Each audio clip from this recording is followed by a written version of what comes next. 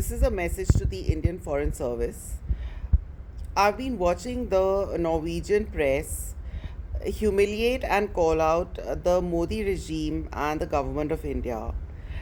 And my question to you is that why is it that you people don't show the same robustness when it comes to human rights violations in Norway, in the Netherlands, in all these racist Scandinavian countries against Indian families? For the last 15 years now, me and other activists, including lawyers and journalists in India and Norway, have been documenting and detailing for the world the violations being committed in the name of child rights by Norwegian authorities. Their behavior is barbaric, in violation of every human right and child right that has been agreed in on the international forum in the United Nations. You say nothing and you do nothing. And if you would only bother to be more receptive to the people of India and to understand that your role is more than simply occupying embassy premises abroad, then you would have a riposte ready. Even though I personally detest Narendra Modi and the entire Sangh Parivar, I am still delighted to see that the Norwegians are questioning him and that the Northern Europeans are questioning his human rights violations in India. It is true, this is absolutely happening over here. We are all under siege from the Modi regime. So, thank you, Norway, and thank you, Netherlands.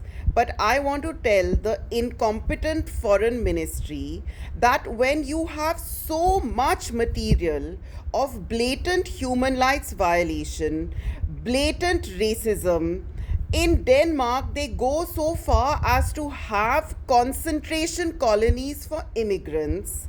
They even call their child services as part of their so called Ministry of Integration.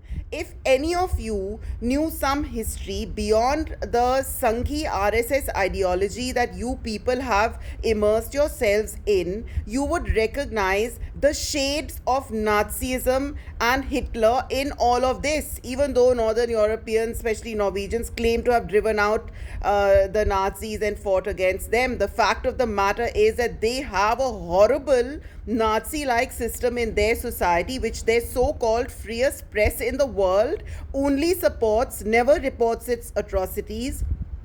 Till today, they have not apologized for the blatant lies that they said about the Bengali family that was caught up over there in the famous case which has been made famous in Mrs. Chatterjee versus Norway. You have so, and this is not only happening in Norway or the Netherlands, it's happening in Germany. There's a live case right now, and you people just never bring it up. Now, you never brought it up because you have no genuine feeling for the people of India.